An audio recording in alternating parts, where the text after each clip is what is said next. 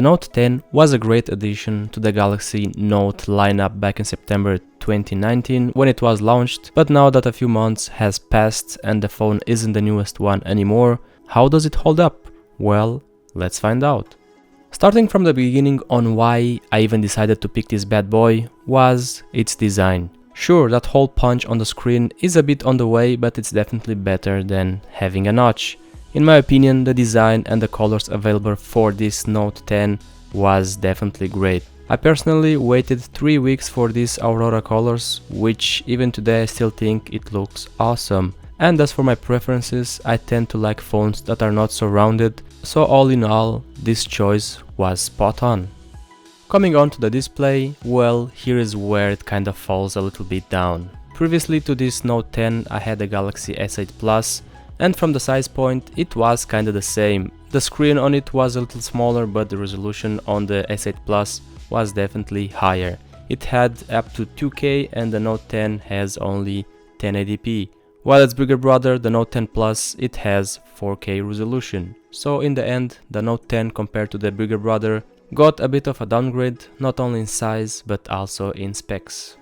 Talking about specs, the camera, well, here we are in a good territory because the Note 10 makes some great pictures, but then again, compared to its bigger brother, it got a bit of a downgrade, which in the end isn't a big deal because it has the same camera but without some perks.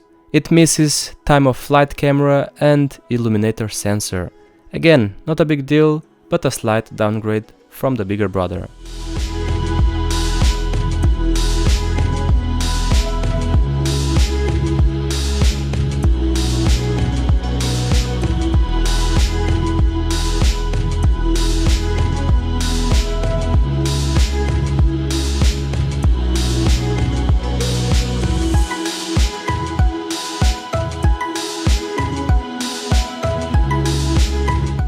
A bit more on the specs and downgrades. Both have the same CPU and GPU, which is great to see, but with some different batteries. Where the Note 10 Plus has 4300 mAh, the Note 10 has only 3500 mAh.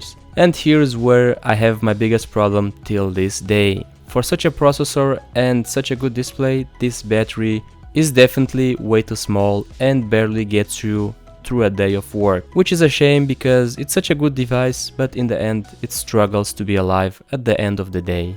Yes, sure, it doesn't have an audio jack, but I barely use any headphones anyway, so for me it wasn't a big problem.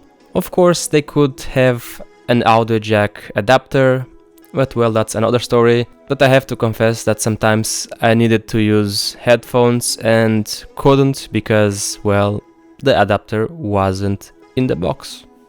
As for performance, it received the newest Android 10. So far it works like a charm, no bugs, no hangings, only sometimes an app might crash here and there, but that isn't necessarily the phone's fault and more like the system's fault, or the app itself for not adapting correctly to the newest updates.